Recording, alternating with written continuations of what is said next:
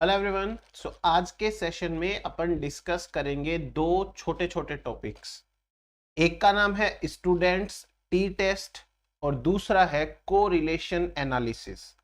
हमने जो last lecture के अंदर चाई स्क्वायर टेस्ट देखा था, लगभग वैसा सा और उसी टेबल पे आधारित एक और टेस्ट होता है जिसे कहते हैं स्टूडेंट्स टी टेस्ट या सिंपल टी टेस्ट। ये क्या है और क्यों यूज किया जाता है और क्या प्रोसीजर है वो मैं आपको एक्सप्लेन कर देता हूं, आसानी से हो जाएगा अपना काम। तो आप हेडिंग डाल सकते हो टी टेस्ट, या इसी का दूसरा नाम होता है स्टूडेंट्स टी टेस्ट।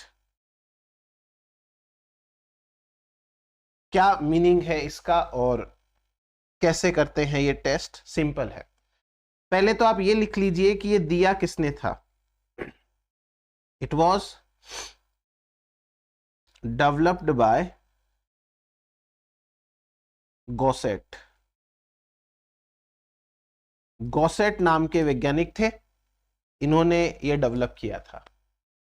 इन्होंने ना इस टेस्ट का नाम अपने एक स्टूडेंट के नाम पे रखा था, इसीलिए इसको स्टूडेंट्स टी टेस्ट बोलते हैं। बाकी इसमें और कुछ खास नहीं है। अभी ना एक सिचुएशन समझिए आप। मान लीजिए कि यहां पे एक पॉपुलेशन है, ठीक है, ये पॉपुलेशन है। ये एक सपोज एक बार ह्यूमन की पॉपुलेशन है, ये कोई गांव है और उस गांव के अंदर ये ह्यूमन रहते हैं, तो ये ह्यूमन पॉपुलेशन है, ठीक है।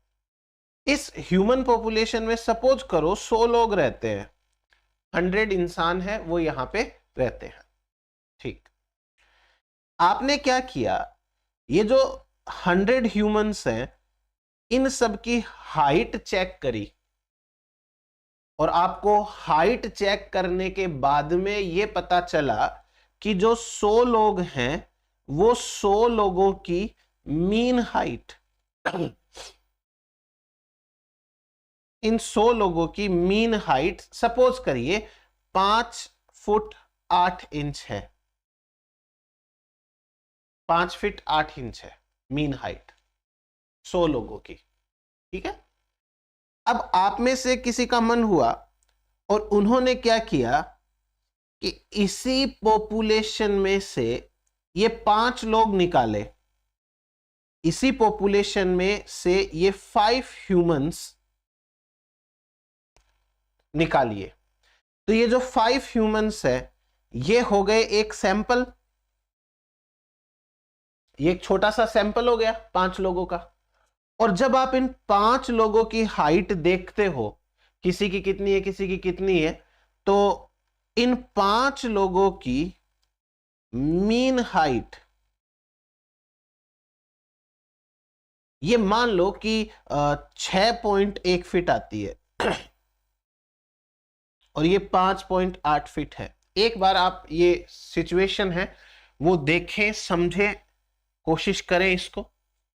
100 लोगों की हाइट का एवरेज है 5.8 और 5 लोगों की हाइट का एवरेज है 6.1। तो अब हमें यह पता लगाना है कि ये जो 5.8 है इस मीन में और इस मीन में क्या रिलेशन है। ये जो दोनों मीन है, दो एवरेज हैं, सेम ही तो है। दोनों एवरेज में क्या रिलेशन है, तो उसका पता लगाने का जो टेस्ट होता है उसे कहते हैं स्टूडेंट्स टी टेस्ट। समझ में आया आपको? ये स्टूडेंट्स टी टेस्ट, दो मीन होते हैं, उन मीन का या दो एवरेज का क्या सिग्निफिकेंस है, क्या यूज है, उनमें क्या रिलेशन है, वो पता लगाने के काम में आता है। अब मान लो कि यदि इन 5 लोगों की हाइट का एवरेज 4 फीट होता और पूरी पॉपुलेशन की हाइट का 5.8 है, तो आप सोचो कि कंपनसेट करने के लिए कितनी ज्यादा हाइट रही होगी इसके अंदर। सपोज करो कि लेट्स से 10 लोग हैं, 10 लोगों ने मिलके ऑन एन एवरेज 10,000 रुपए इकट्ठे किए हैं। 10 लोगों ने मिलके 10 लाख रुपए इकट्ठे किए, तो सबके हिस्से में कितना पैसा आ गया? 1-1 लाख रुपए आ गया। यानी एक इंसान ने 1 लाख, दूसरे इंसान ने 1 लाख, तीसरे इंसान ने 1 लाख, 10 लोगों ने 1-1 लाख रुपए जमा किए, तो 10 लाख रुपए इकट्ठे हो गए। अब वास्तव में हर इंसान ने 1 लाख नहीं दिए थे। हमने क्या किया, उनमें से 3 इंसान पकड़े, उन्होंने तो 1-1 हजार रुपए दिए थे। अब सोचो आप कि 1,000 को 1 लाख रुपए तक बनाने के लिए कितना गैप फिल करना पड़ा होगा। तो यहां तो कितना अंतर आ गया मीन के अंदर। सो ये टेस्ट से हमें 2 मीन में अंतर समझ में आता है। तो ये टेस्ट क्या काम आएगा? It is used to test the significance of difference between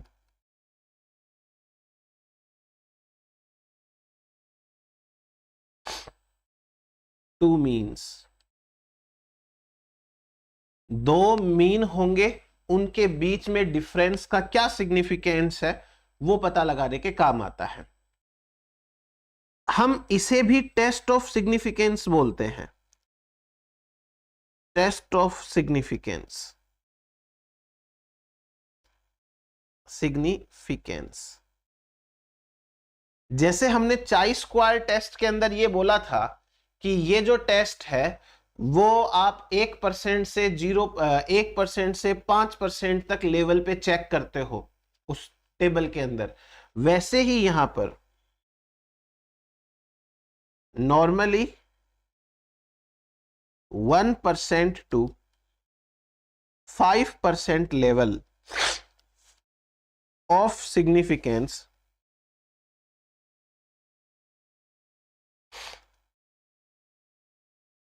is considered।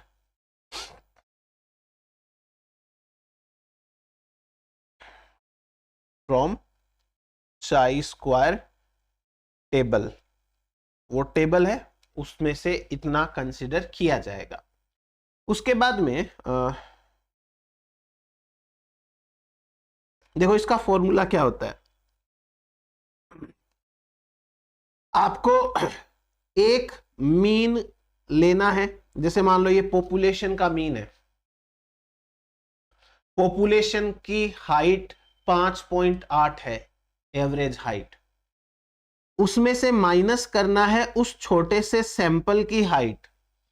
जैसे आपने 5 लोगों को सेलेक्ट किया था 100 में से, तो उन 5 का एवरेज क्या है और पूरे 100 का एवरेज क्या है। फिर आपको इसे डिवाइड करना होगा स्टैंडर्ड एरर ऑफ डिफरेंस से, मतलब जो डिफरेंस आएगा इनका उसके स्टैंडर्ड एरर से डिवाइड करना है। सो यहां पे x⁻1 क्या है? ये है मीन ऑफ 1 सैंपल। एक सैंपल का मीन क्या है? जैसे पॉपुलेशन का मीन क्या है? x2 है मीन ऑफ सेकेंड सैंपल। दूसरे सैंपल का मीन क्या है? और SED ये है standard error, standard error of difference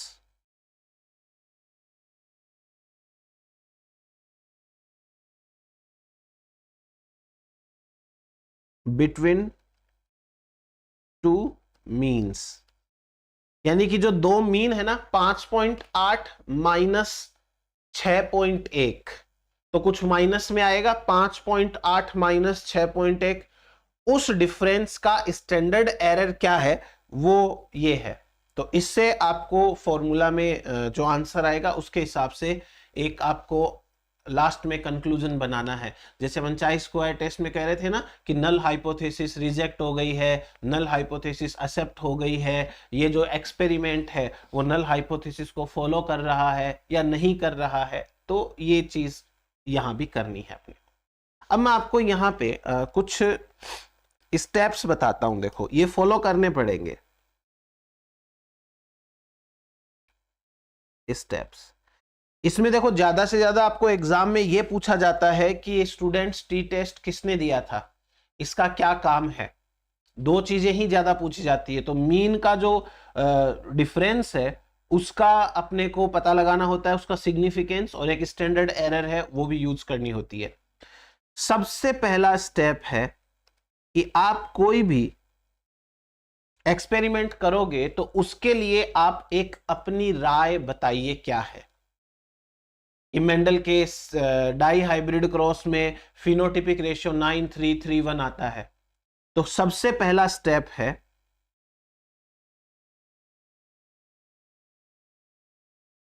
develop a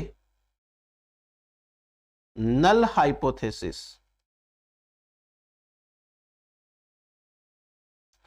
एक नल हाइपोथेसिस डेवलप करनी है किसी भी एक्सपेरिमेंट को लेकर के। जैसे अभी मैंने हाइट के हिसाब से जो बात करी थी उसमें मैं आपको बताता हूं। फॉर एग्जाम्पल यदि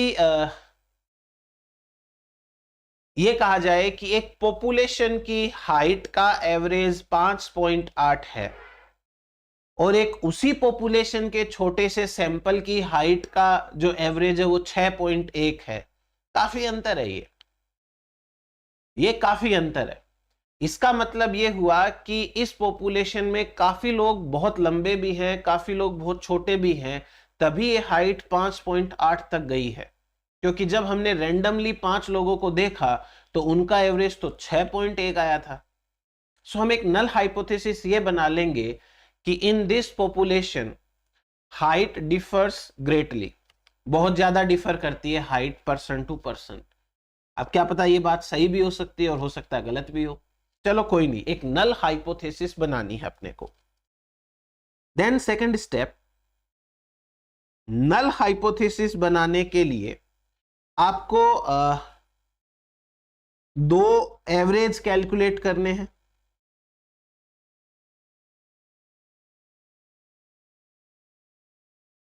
calculate the mean of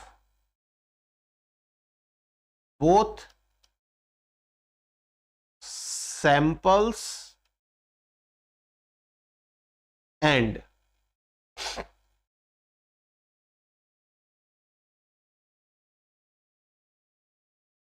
standard error।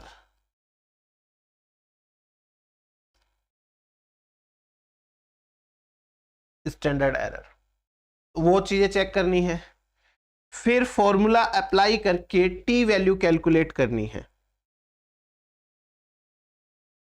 Calculate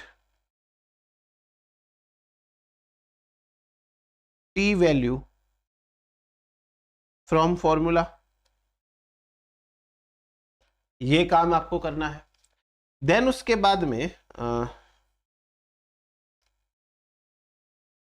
next आपको डिग्री ऑफ फ्रीडम कैलकुलेट करनी है।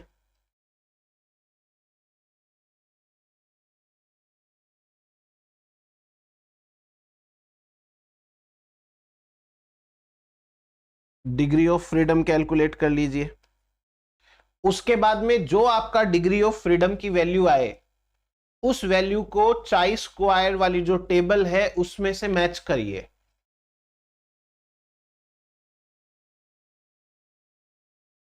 Level of significance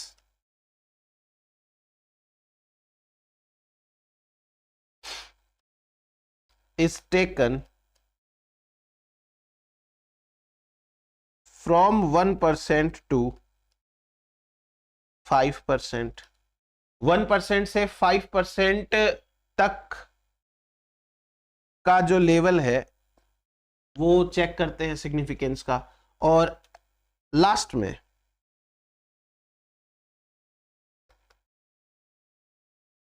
at the end आपको क्या करना है, एक कंक्लूजन बनाना है, या एक आपको इंटरफेरेंस है वो इन्फेरेंस बनानी है, मेक ए कंक्लूजन या फिर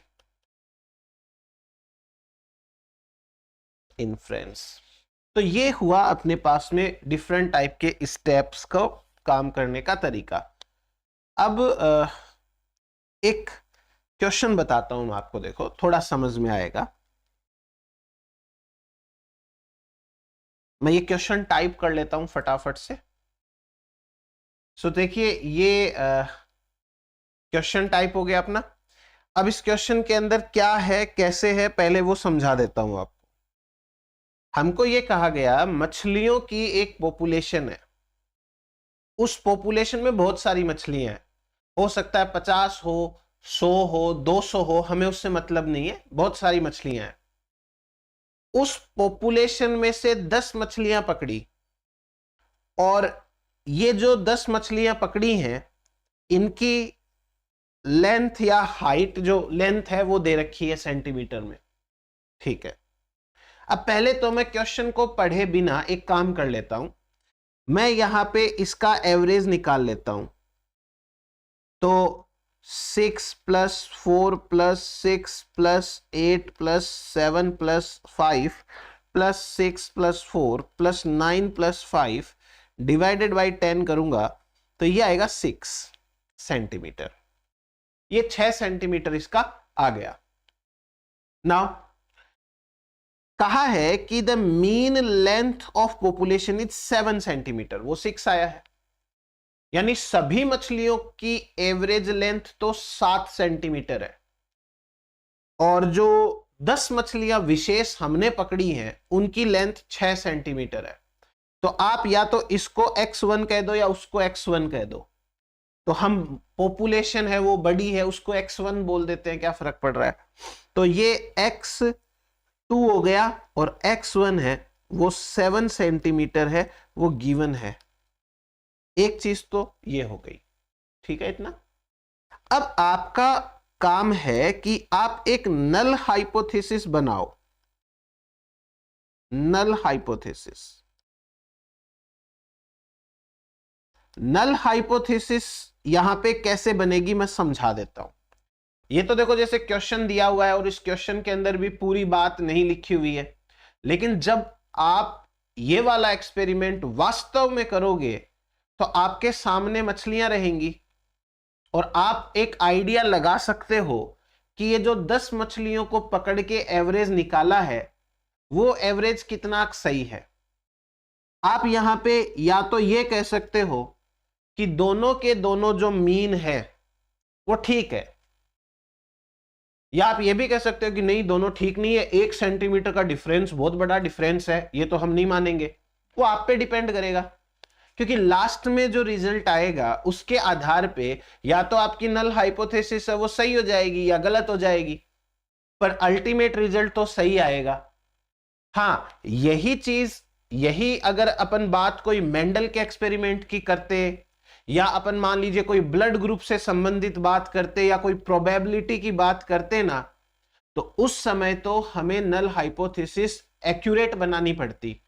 जैसे मान लो आपको मेंडल के एक्सपेरिमेंट का कुछ दिया हुआ होता, और हमारा जो ऑब्जर्व्ड रेशियो है वो मान लो 3:1 से बहुत ज्यादा अलग है, फिर हम ये नहीं कह सकते कि नहीं सही रेशियो आया है, नहीं फिर तो गलत है, तो गलत ही आया है। अभी तो चलो ठीक है 1 सेंटीमीटर, तो आपकी मर्जी है, आप चाहो तो ये 1 सेंटीमीटर का डिफरेंस है ना उसको बहुत बड़ा डिफरेंस मान के ये कह सकते हो कि ये दोनों मीन के अंदर बहुत बड़ा डिफरेंस है, या आप ये कह सकते हो कि ठीक है 1 सेंटीमीटर का डिफरेंस चलेगा। तो मैं एक नल हाइपोथेसिस बना लेता हूं यहां पे, और वो हाइपोथेसिस ऐसी होगी, the mean difference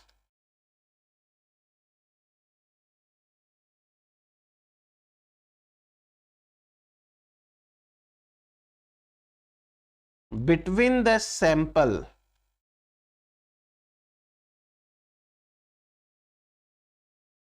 and population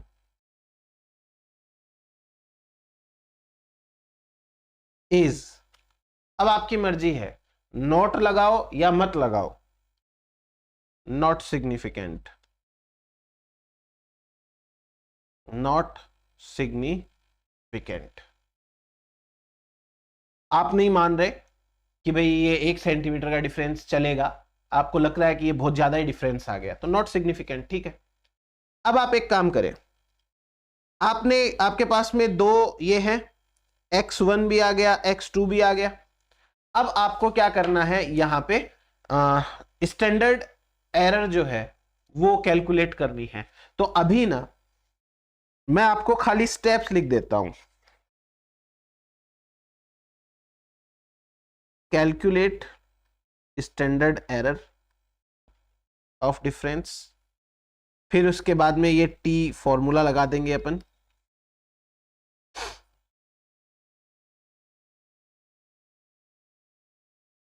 और जो डिग्री ऑफ फ्रीडम है वो यहां कितनी लेनी है। आपने 10 मछलियां पकड़ी हैं, इसका मतलब आपके पास में कितने ऑप्शन है, 10 - 1 9 ऑप्शन। तो यहां डिग्री ऑफ फ्रीडम जो है वो 9 निकल के आएगा। अब आप उस टेबल के अंदर चेक करोगे तो 9 की वैल्यू, 9 के लिए डिग्री ऑफ फ्रीडम और सिग्निफिकेंस लेवल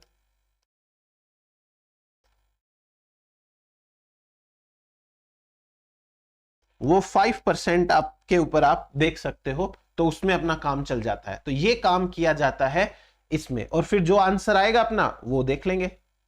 सो चाई स्क्वायर वाली टेबल में जब आप डिग्री ऑफ फ्रीडम 9 को एट 5% लेवल पे देखते हो तो ये लगभग 16.48 के आसपास आती है। ये डिफरेंस बहुत ज्यादा है, इसका मतलब हमने जो नल हाइपोथेसिस बनाई है वो सही है। तो कंक्लूजन ये निकलेगा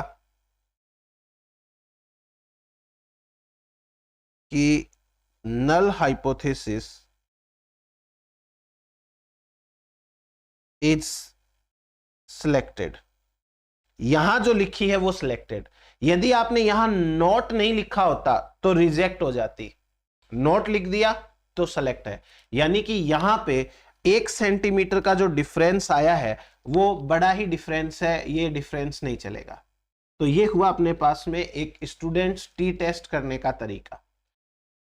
अब नेक्स्ट टॉपिक बताता हूं आपको मैं, कोरिलेशन एनालिसिस। कोरिलेशन एनालिसिस का मीनिंग क्या होता है। कभी कभी हमारे सामने कुछ ऐसी सिचुएशन आती है, कुछ ऐसे हमारे सामने वेरिएबल्स आते हैं जो एक दूसरे पे डिपेंड करते हैं।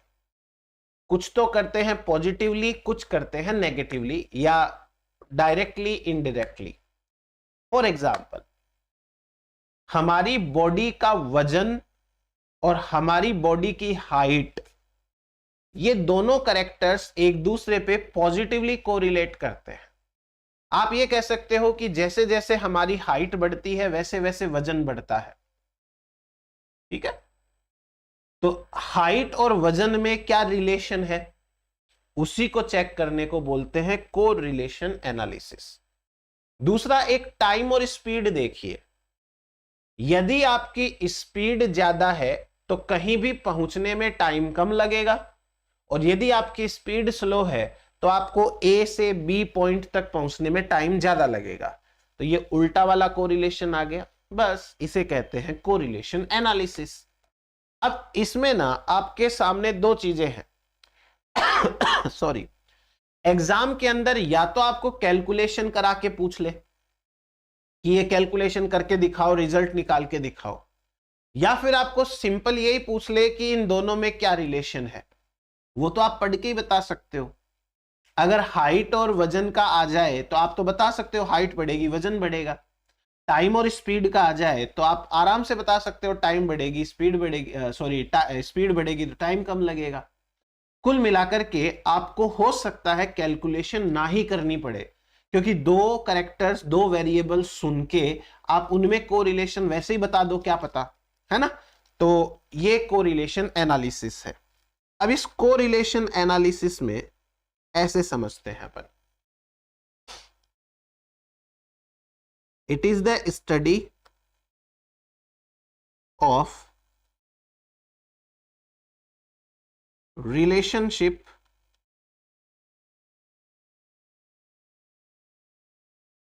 बिटवीन टू और मोर वेरिएबल्स, दो या दो से ज्यादा वेरिएबल्स है उनके बीच की जो स्टडी है रिलेशन की, उसे हम कोरिलेशन एनालिसिस कहते हैं। दूसरा, आप इसको चाहो तो कोवेरिएशन ऑफ टू वेरिएबल्स भी बोल सकते हो। दो वेरिएबल्स में क्या कोरिलेशन है ये भी आप बोल सकते हो। ये दो टाइप के होते हैं। ऐसे डिटेल में जाओगे तो आप इनको बहुत सब टाइप्स में भी डिवाइड कर सकते हो। दो टाइप के होते हैं, एक होते हैं positive correlations,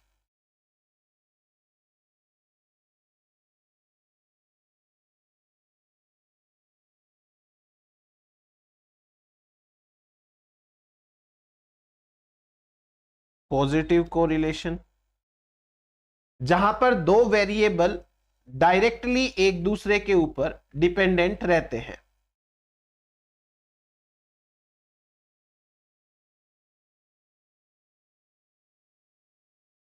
to variables directly depend on each other. जैसे एग्जांपल समझिए,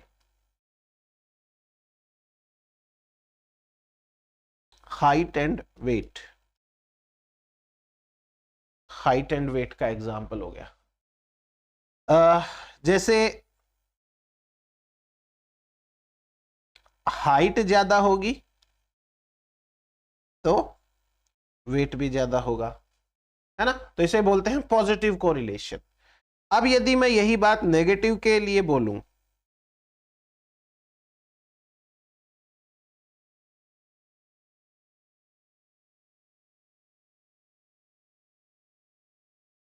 नेगेटिव कोरिलेशन, तो नेगेटिव कोरिलेशन कैसे होगा?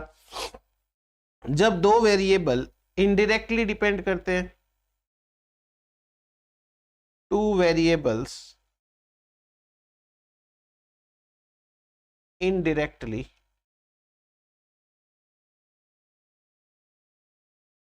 या इनवर्सली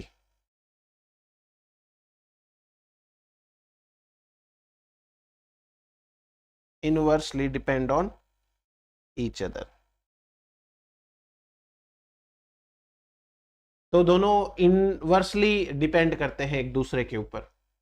जैसे एग्जांपल देखो, टाइम एंड स्पीड, या स्पीड एंड टाइम लिख लो, थोड़ा सा ठीक लगेगा लिखने में। अगर आपको बोला जाए कि स्पीड फास्ट है तो less time taken to reach somewhere, जहां भी आपको जाना है वहां जाने के लिए टाइम जो है वो थोड़ा सा कम लगेगा। तो ये तो हो गई बात एक अपनी। देन उसके बाद अपने को इसमें फॉर्मूला अप्लाई करना पड़ता है। एक फॉर्मूला भी समझाता हूं मैं आपको। देखो, एक साइंटिस्ट थे, इन्होंने कोरिलेशन एनालिसिस करी थी, पियर्सन, को रिलेशन एनालिसिस बाय पियर्सन। तो इसमें अपन जो फॉर्मूला लगाते हैं उसे हम पियर्सन कोफिशिएंट बोलते हैं।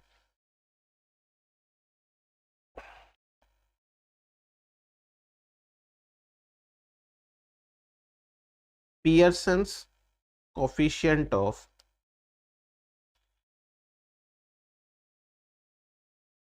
कोरिलेशन। इसको गामा से अपन रिप्रेजेंट करते हैं, गामा, ये आर नहीं है, ये गामा है, गामा से रिप्रेजेंट करेंगे। और ये हमें एक्सप्लेन करता है कि दो वेरिएबल्स के बीच में क्या रिलेशन है, हाइट और वेट में क्या रिलेशन है, टाइम एंड स्पीड में क्या रिलेशन है। तो ये एक्सप्लेन करेगा अपने को, एक्सप्लेन्स द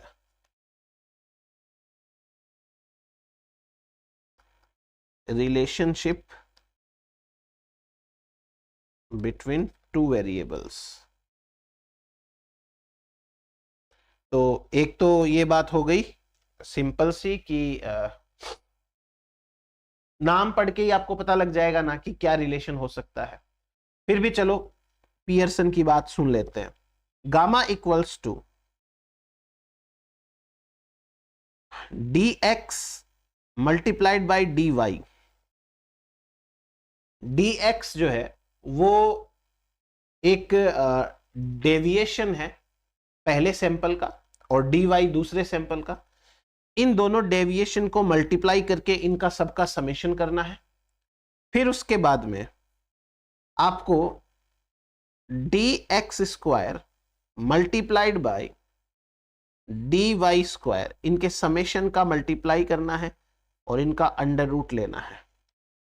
ये थोड़ा सा इनका रहेगा, अभी मैं बता देता हूं जितना भी पॉसिबल है सारा। जैसे dx क्या है, ये है x माइनस एक्स बार, यानी deviation from x bar.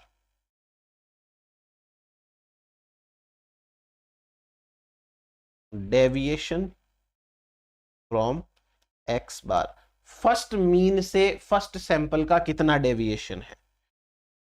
dy क्या है, ये है y माइनस वाई बार, दूसरे वाले का आप x1 x2 भी कर सकते हो। तो ये है डेविएशन फ्रॉम y बार। फिर उसके बाद में समेशन dx स्क्वायर क्या है, ये हो गया आपका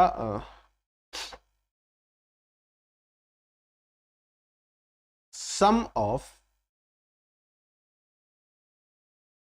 square of deviation of x बार।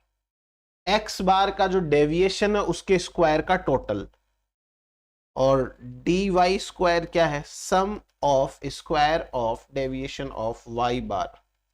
तो ये y बार वाला है वो डेविएशन हो गया। तो कुल मिलाकर के इस तरीके से। अब इसमें जो वैल्यू आती है वो भी समझ लीजिए। पहली बात, अगर मैं प्रैक्टिकली बात करूं तो practically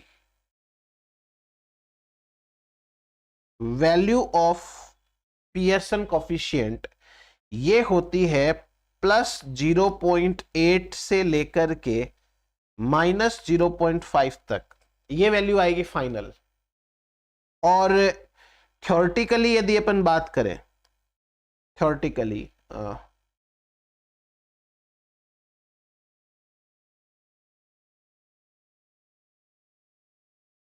value of Pearson coefficient, तो ये +1 से लेके -1 तक होती है। ठीक है, एक राउंड फिगर में ऐसे बोल दिया, पर कौन सी वैल्यू का क्या मीनिंग है वो भी आप समझो। यदि पियर्सन कोफिशिएंट की वैल्यू +1 है तो इसका मतलब है positive correlation between two variable, जैसे हाइट एंड वेट। इसका मतलब है positive correlation between two variables, जैसे एग्जांपल हाइट एंड वेट। यदि मान लीजिए इसकी वैल्यू -1 आती है, मतलब माइनस साइड जा रही है, तो इसमें नेगेटिव कोरिलेशन आएगा,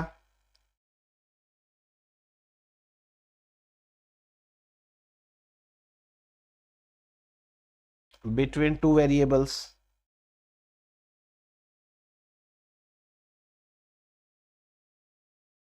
जैसे मान लीजिए टाइम एंड स्पीड है या स्पीड एंड टाइम है, पढ़ने में ये सही लगेगा यहाँ पे, स्पीड एंड टाइम, स्पीड ज्यादा टाइम कम, स्पीड कम टाइम ज्यादा। और यदि मान लीजिए कि ये वैल्यू 0 आ जाती है, तो जो दो वेरिएबल ले रखे हैं वो अनरिलेटेड है। जैसे कि आपने कहा कि हाइट बढ़ने के साथ साथ आदमी के चलने की स्पीड बढ़ती है, तो ये अनरिलेटेड है। इसका मतलब हो जाएगा टू वेरिएबल्स आर अनरिलेटेड।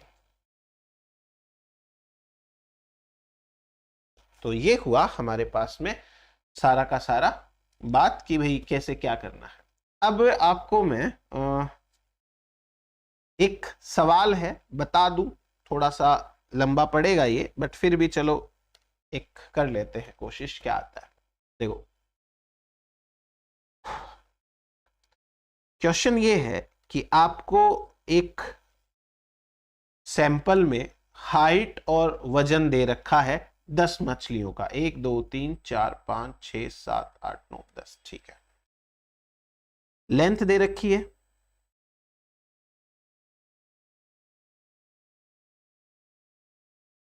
और लेंथ के साथ साथ आपको दे रखा है यहाँ पे वजन भी।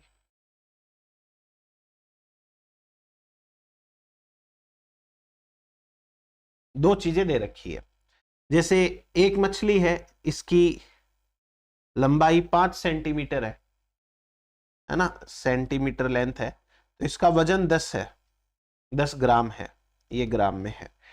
एक 3 सेंटीमीटर की मछली का वजन 4 है, 4 वाली का 6 ग्राम है, 7 वाली मछली का 18 ग्राम है, फिर 6 ग्राम वाली मछली का 15 ग्राम है, 8 ग्राम वाली मछली का 21 ग्राम है, और फिर उसके बाद में 5 ग्राम की जो मछली है उसका 9 ग्राम वजन है। 5 सेंटीमीटर की मछली, 3 सेंटीमीटर वाली मछली का वजन 5 ग्राम है, ये 9 वाली का वजन 22 ग्राम है, 8 वाली का वजन 20 ग्राम है। ऐसे करके आपको ये सारा दे दिया, ठीक है। अब आप यहां से कुछ कैलकुलेशंस करेंगे। जैसे सबसे पहले तो आप एवरेज ही निकाल लीजिए। यदि आप सारी की सारी लेंथ को कैलकुलेट करोगे तो ये जो लेंथ है ये आएगी आपकी टोटल 58, ठीक, ये 58 आ गई आपकी। और 58 का यदि आप एवरेज लोगे तो ये आएगा 5.8। एक चीज, इसको मैं x बोल देता हूं, इसको मैं y बोल देता हूं। फिर उसके बाद दूसरा, यदि आप समेशन करोगे इसका y मान लो, तो ये आएगा आपका 130, तो इसका एवरेज आएगा 13, ये 13 एवरेज इसका आ गया। Got it. अब आपको क्या करना है, डेविएशन लेना है। तो डेविएशन के लिए आप पहला काम ये करोगे, dx x बार माइनस x, है ना। तो पहले x बार कितना है 5.8, इसमें से 5 को माइनस कर दो, ये प्लस में 0.8 आ जाएगा, ये प्लस में 2.8 आ जाएगा, ये प्लस में